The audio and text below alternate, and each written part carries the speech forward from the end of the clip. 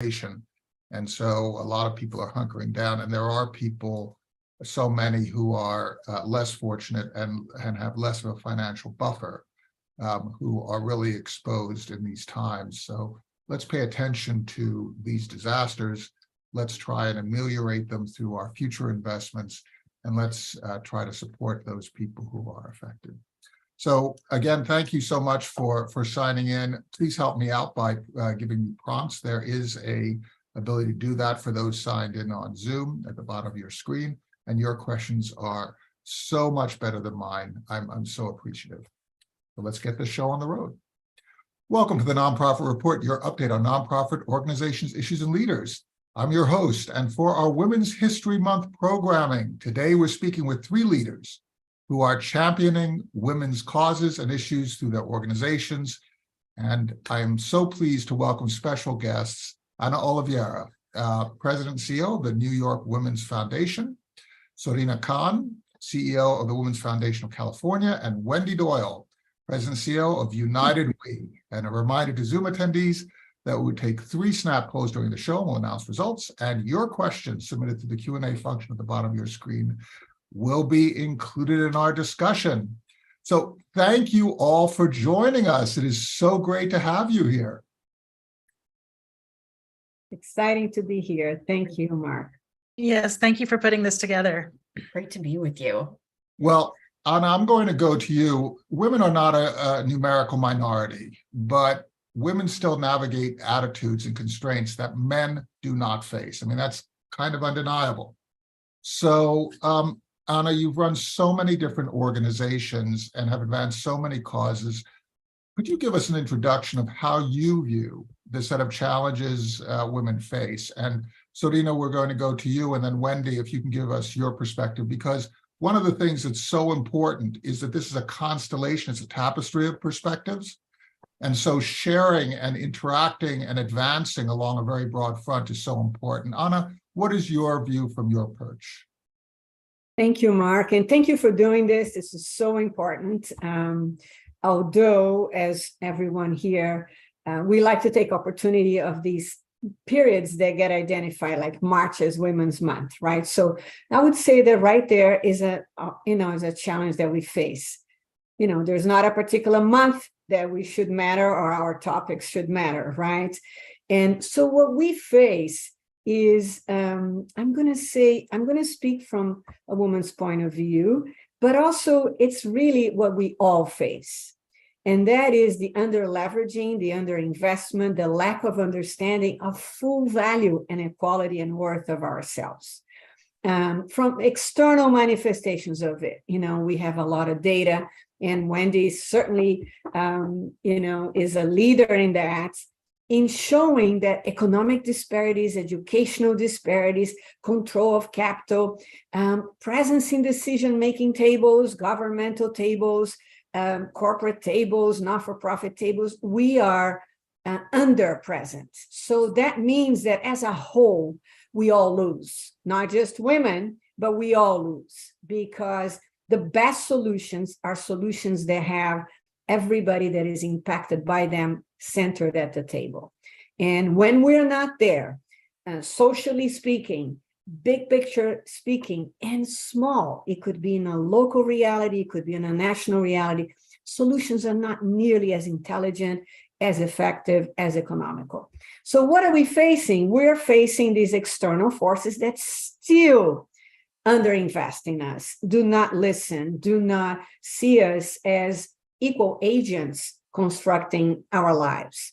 And of course, with that, we lose control over fundamental elements of, self-determination, family determination, community determination.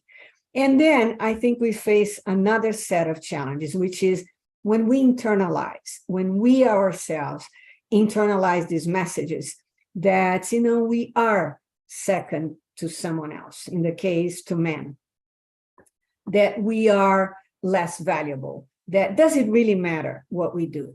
Do we have any less power? of a voice? I mean, less of a voice in terms of business, politics. I mean, if you look at the constellation of our politicians, our businesses, and in so many other areas of civil society.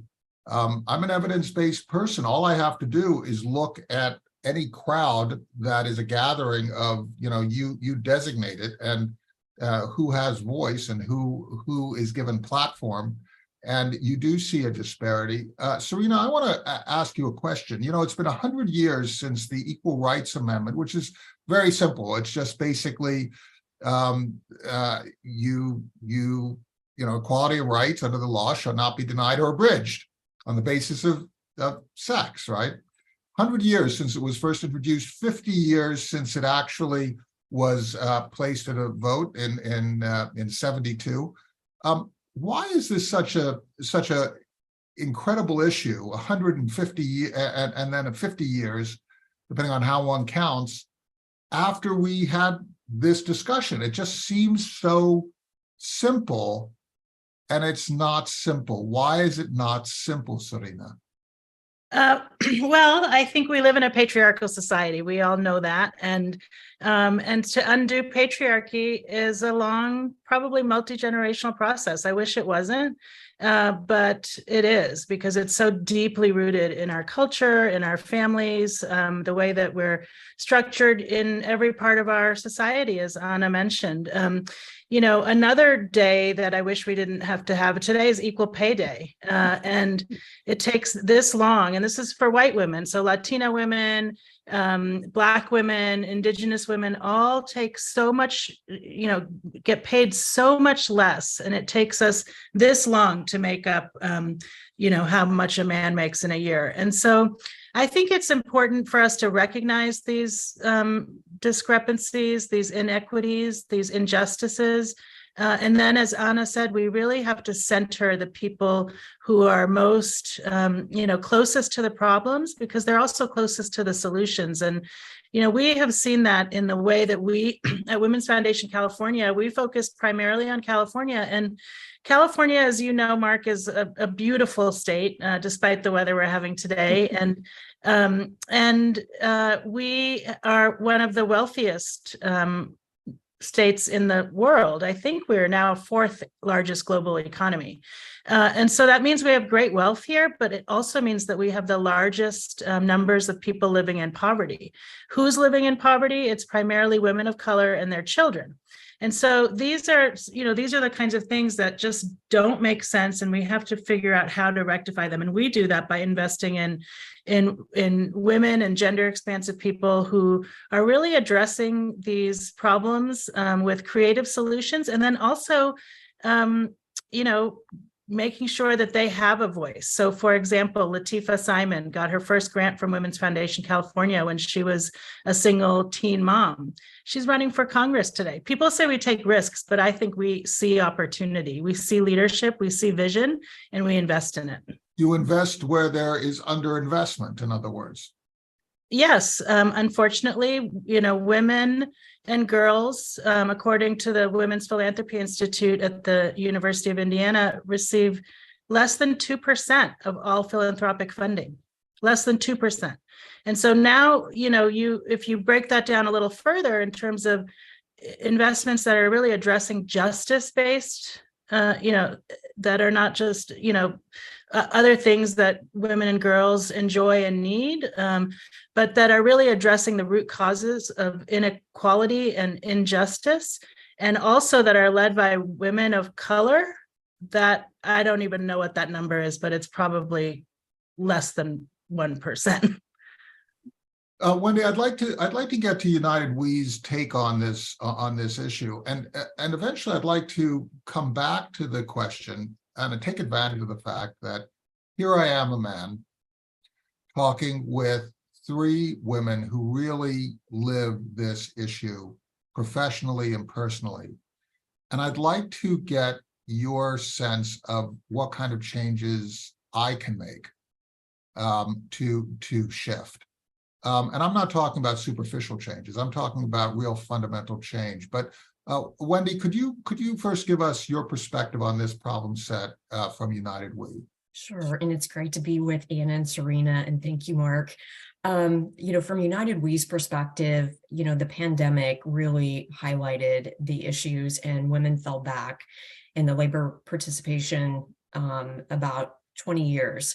So we were making some good, we had some good momentum. And 20 years? 20, are we about back? 20 years, Department 20 of years? Labor reported that women fell out of the labor market during the pandemic of what it looked like in the year 1988.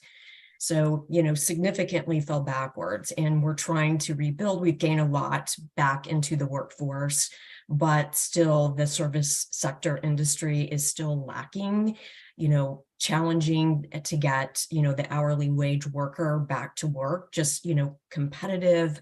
And so we have a lot to make up for that, but we learned a lot as a result of that too, what is important to women. And we've heard time and time again, based on our evidence-based research, both quantitative and qualitative, certainly, flexibility in the workplace really came out as a positive as a result of the pandemic, and something that, women need. Caring for their children, certainly elder care. And Mark, being a champion of paid family leave is something that, would be very helpful. We know that, the federal government has a paid family leave program, but it's not mandated across the country, and something that we would like to see. We know that this is important to the recruitment and retention of women in the labor market. So that's just one example of something that is a significant barrier. And here we are on Equal Pay Day, and we're still talking about it. And there's, statistics that really show that it could take as long as up to year 2076 to really level the playing field between women and men. So certainly another key takeaway, a simple thing that employers can do is just banning salary history on employment applications, just as an easy tool to level the playing field, and especially for hourly workers and people of color, both women and men. So a couple of key things that you can take away, but I think an issue, we are working hard at what we can do to get women back into the labor market. And we certainly know childcare is at the forefront of that. Being able to access affordable quality childcare when, across the country, as much as 50% of some of the childcare facilities, especially in rural communities, closed with no plans to reopen. So it's a tremendous challenge for our country. Is part of the issue is that we grew up with attitudes, all of us did, right? We grew up with attitudes, and is part of the issue that our embedded attitudes are actually getting in the way of the kind of activities, policies, regulations, support that create this sort of equality that we are all aspiring to. I mean, we talk a good game, but I wonder whether in my daily activities, are my attitudes such that it reinforces this lack of equality? The people who I vote for, the issues that I pay attention to, even the qualities that I define as leaderly. I've been in, I conduct executive searches for nonprofits. I've been in meetings in which people are characterized as having leaderly qualities, and they're clearly cultural attributes or gender-based attributes that have nothing to do with leadership. And I see you're smiling. You've experienced this, right? Yes, I'm so happy you're raising that question, because I often like to talk about that. You're so right, Mark. What happens, Mark, is that, yes, our belief systems, but also the policies, right? They reinforce the belief systems. So for instance, I'm going to talk you're talking from the point of view of doing the searches. I'm going to talk from the point of view of hiring. So as Surina said, women's foundations believe that problems and solutions live in the same place, and that we're going to have better solutions if we have people sitting at the table. Problems and solutions live in the same place. So yes, it's my heart, right? Problem and solution live in my heart. My heart, my lived experience, and that learning of lived experience is usually undervalued in the market, in the job marketplace. So Wendy's talking about having women come back to work, but the work has to be work that pays, work that is safe, work that values people, that values the lived experience as well, right? And so when we recruit, for instance, I've been You talk about what can we do on a micro level. We can look at the assumptions that we make when we post positions on a micro level. We can say we require a BA. What is that we are requiring a BA for that position? I'm just inventing, right?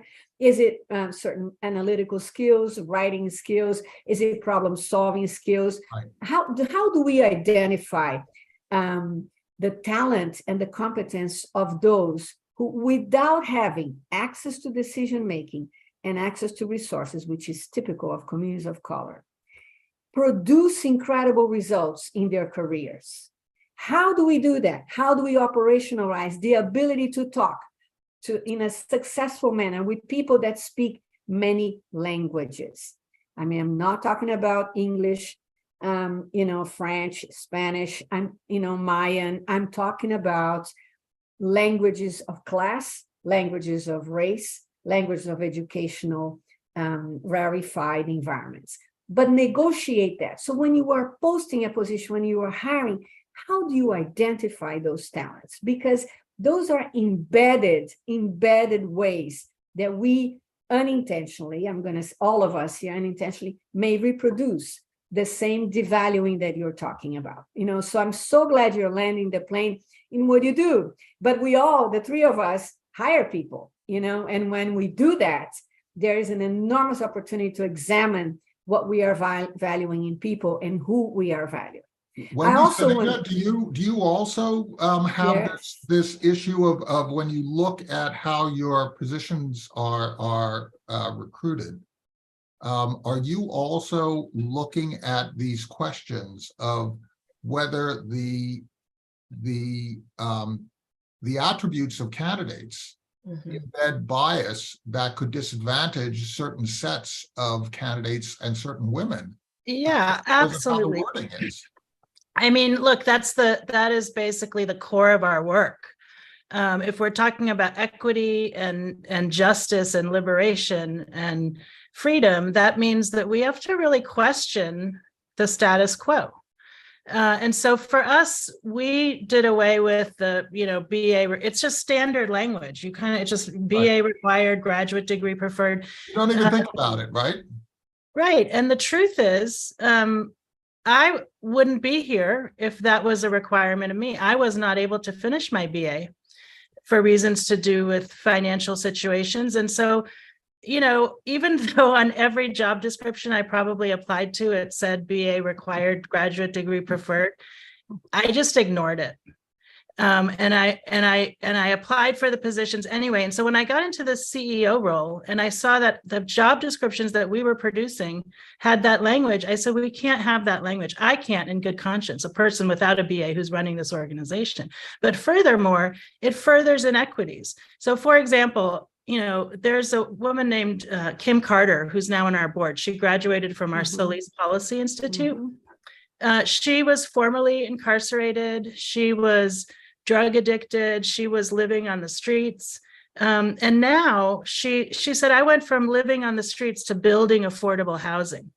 She is an incredible entrepreneur, a visionary thinker. She founded an organization that's helping women who are coming out of the criminal justice system to get back on their feet, to be reunited with their children. So you know what she says? She says, I don't have a PhD, I have a PhD. So she knows how to solve problems. And she, like me, does not have a degree. And yet we are putting forward some incredible solutions that benefit our entire communities. And Wendy, my mom never graduated from college. She worked at Spencer Stewart, Billington, Fox and Ellis, Norderman and Grimm. She founded Phillips Oppenheim.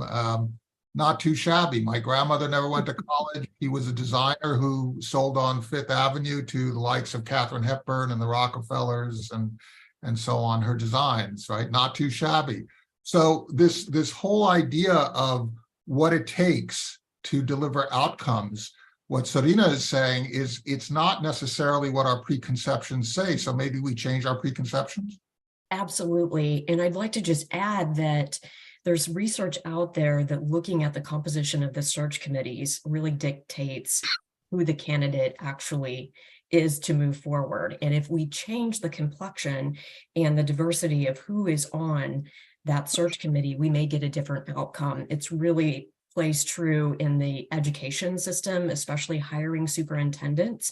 And most of a research study that's out there looked at, most of the superintendents are white men. And it's because the composition of the search committee was white men. So, to Anna's point, she mentioned in the opening remarks, having diverse perspectives and opinions around the decision-making table gets a good outcome for everyone. And that is true even in the employment and the search roles. So if we could change what the search committees look like, we may get a different outcome. I think that's absolutely true. I'd like to talk a little bit about this whole idea, the cultural war thing, about woke, and Governor DeSantis's whole thing where, Florida is where woke comes to die. To me, it seems that what you're saying, Wendy, Anna, Surina, it isn't about just justice, right? It isn't just about justice. It's also about effectiveness and productivity and impact, because it seems that, and I can't remember whether it was Surina or Anna made the point that we're sub-optimizing use of our talent when we tilt this use of talent in one direction or another. We should be trying to make optimal use of the entire talent pool. So when, Wendy, you're talking about outcomes being tilted, are you basically, by tilting those outcomes, ignoring the contribution, the comparative contribution that people can make who might come in with other attitudes, right? Are we basically hurting our school systems by having mostly male superintendents as opposed to having these leavened by the full talent of the full possible set of leaders? Absolutely. I think, from our perspective, that diversity around the table is critical, and just decision making across the board. Because it improves decisions, right? It improves the decisions, and there is evidence out there that if you get diverse perspectives around the table, you get a more profitable bottom line, you get a better government decision for everyone. The impact is significant when you have voices around the table that look different and sound different than what they typically are. So, that, I think, changing that composition, across any sector, diversity at the table is just going to improve, outcomes for everyone.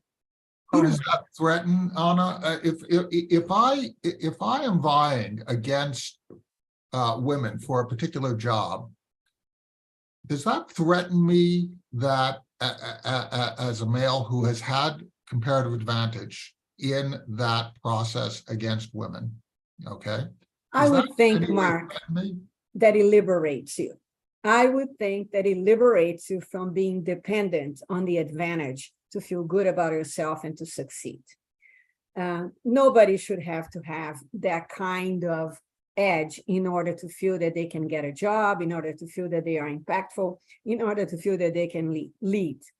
So I wanted to say that the woke thing, belief systems, in my view, are the glue that has to be woven, to patch together very unjust systems. They are the oh, let's believe this so that we can continue to do, pay these people less. We can continue to control these lives. We can continue to deny self-determination to people. It's the belief system.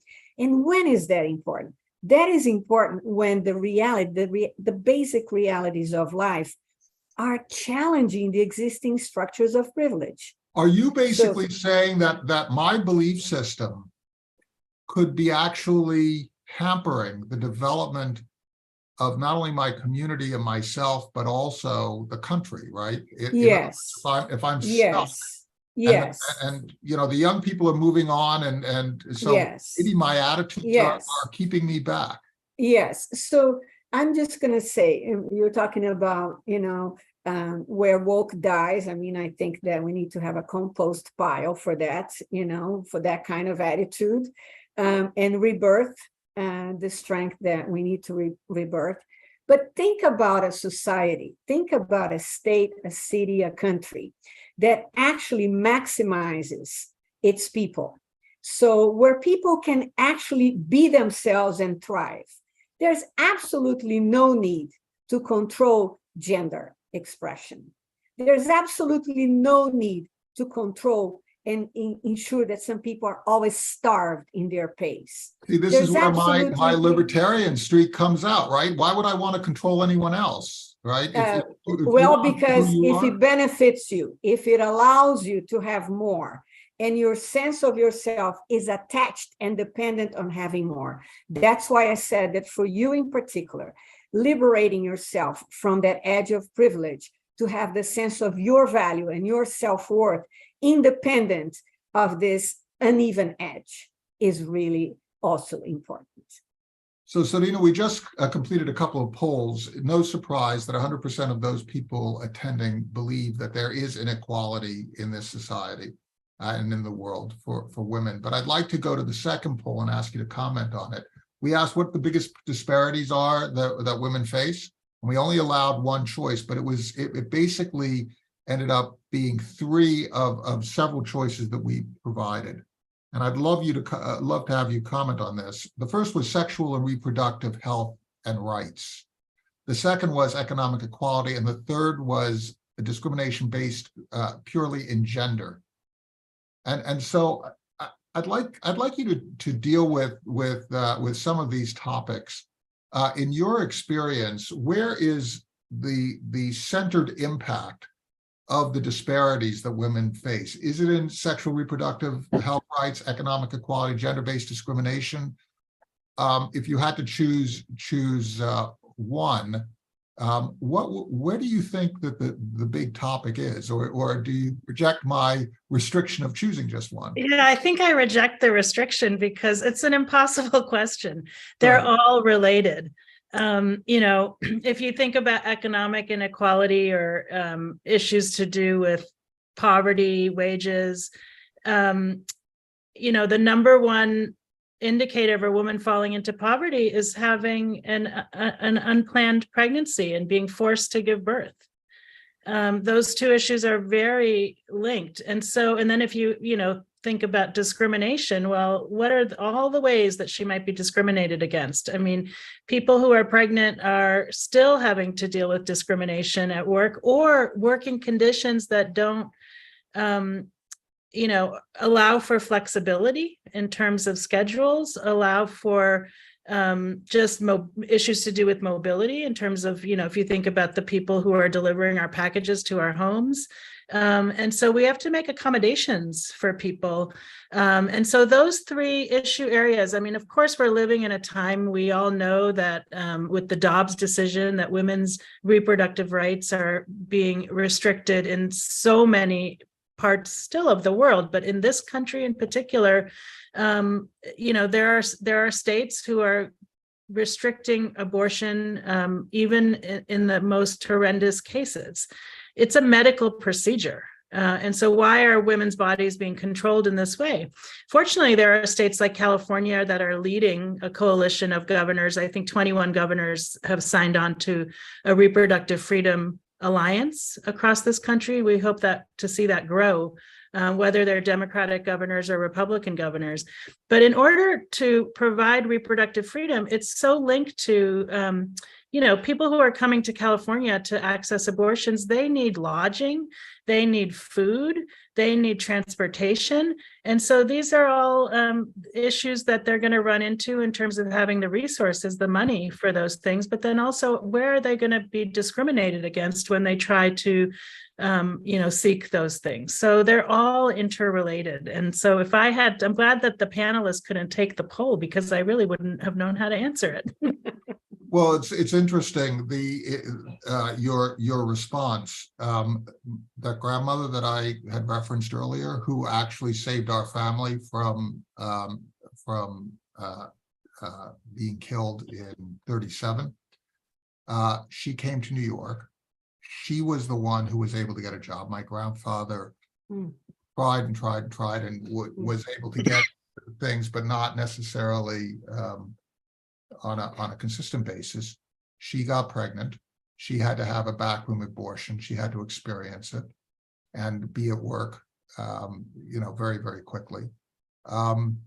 A lot of these acts are really about government control, exercising government control over individuals. So it's really not about this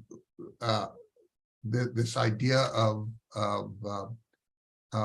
local control. It's about who exercises control, but it's still this sort of pernicious control over what a woman can and cannot do. If a woman wants to have a certain right over reproductive health, why should government be able to say, no, you may not? Wendy, how do you see it? Do you also connect these three different issues of sexual and reproductive rights, economic equality, and gender-based discrimination as Surina does?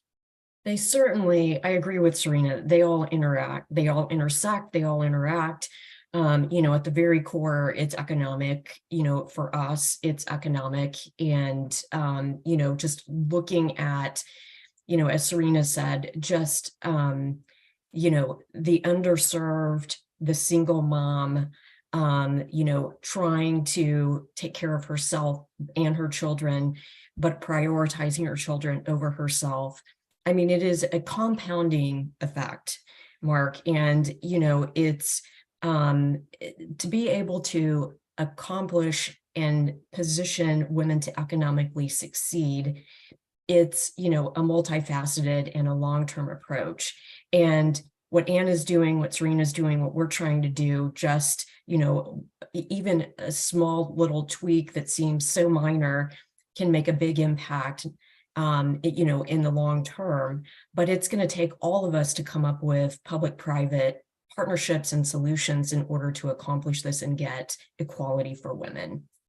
So with you teeing this up, I'm going to go to Anna, and I'm going to give Surina the last word. I'd like to talk a little bit about that issue that Wendy brought up, and that you Anna, and you Surina have both referenced, this intersectionality between poverty, right? Which is, I mean, my grandparents were really poor. They had nothing when this event happened. They had no choice. There was no social services for them. Between poverty, race, marginalization, and gender identity. Anna, could you talk a little bit about how we end up creating justice for those people who are least positioned to advocate for themselves because they're just trying to figure that day out? Excellent question. So I think that Surina and I share this in our work. And that is that because we know that by definition, people that are living it where all those things come together, right? Let's say gender expansive or trans, women of color, non-binary people, economically, as you said, Mark, and being born not in a family with wealth or not in a zip code with wealth, but very wealthy in one's own resilience, but not in financial means.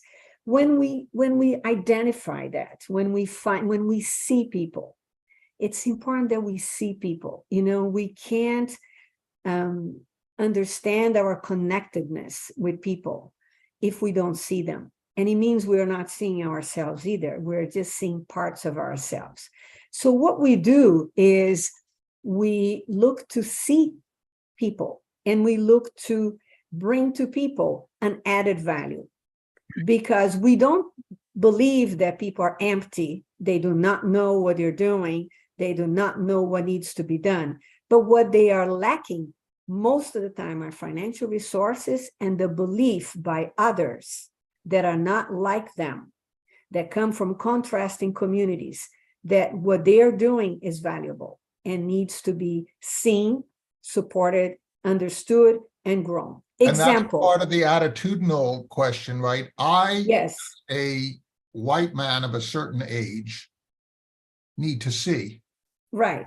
But this is also, because we are in philanthropy, This is also a prevalent posture of philanthropy, that philanthropy knows better than community because it has money. Money is not the same thing as knowledge, and we need to separate that in the world, right?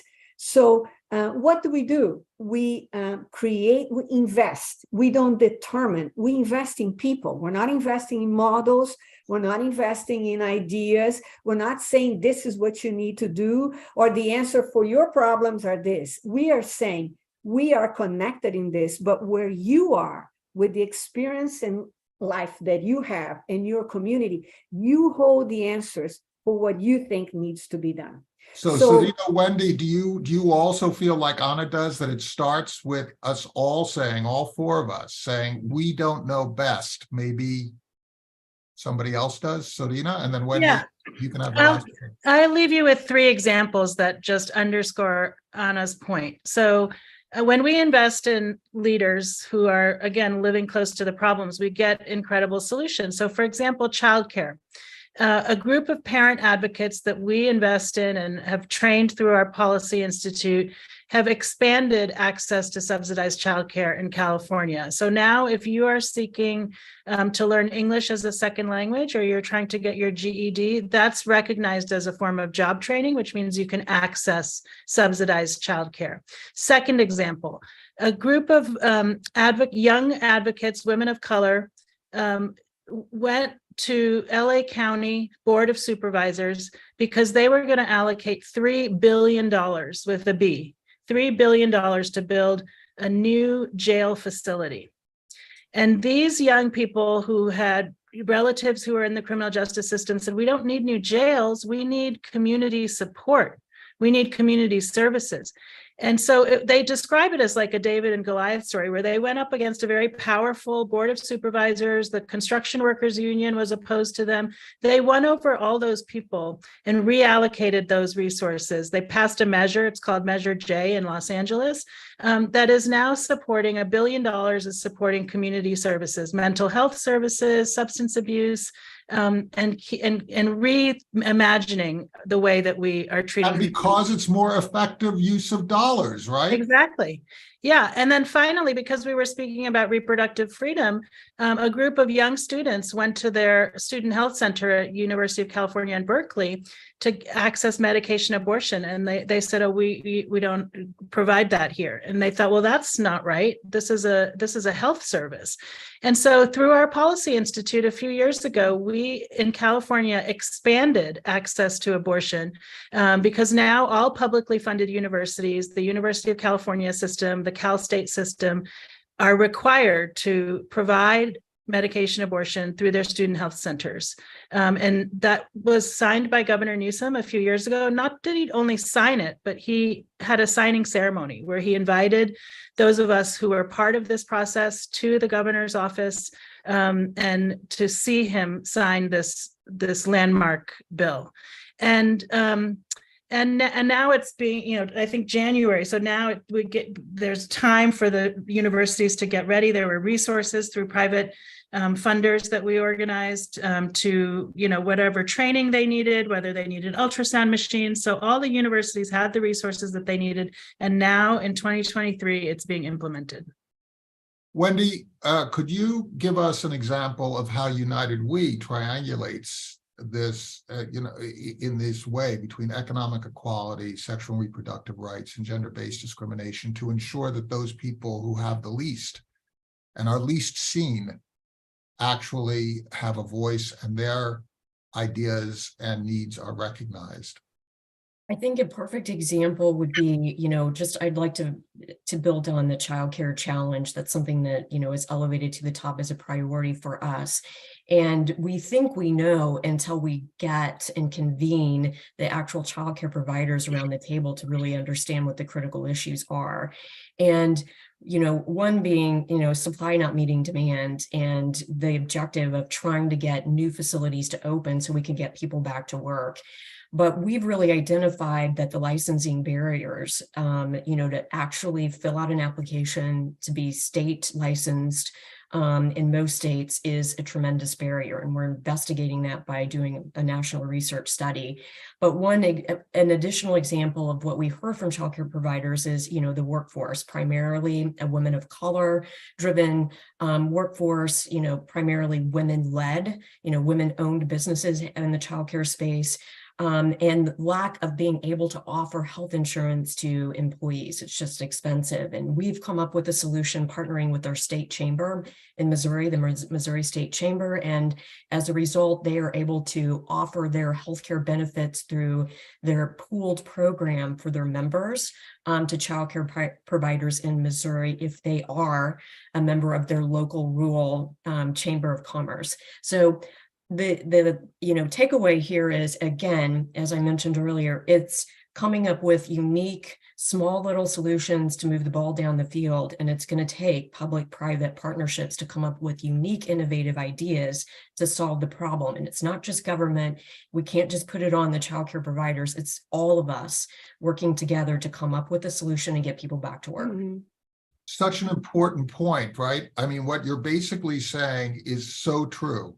In this society, in the world, caring for people, children, elders, those amongst us who are disabled, those are businesses, those are activities, those are economic pursuits that free society to thrive, right? If you are stuck caring for a child, you cannot go to work.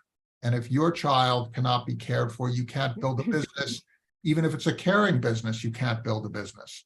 So how do you actually release that energy into society that benefits us all? Ana Oliveira, President and CEO of the New York Women's Foundation, Surina Khan, CEO of the Women's Foundation of California, and Wendy Doyle, President and CEO of United We. I'd like to thank you all for helping to elevate my consciousness and my thinking around this, and for instructing me in terms of how my day can be spent in changing my own attitudes.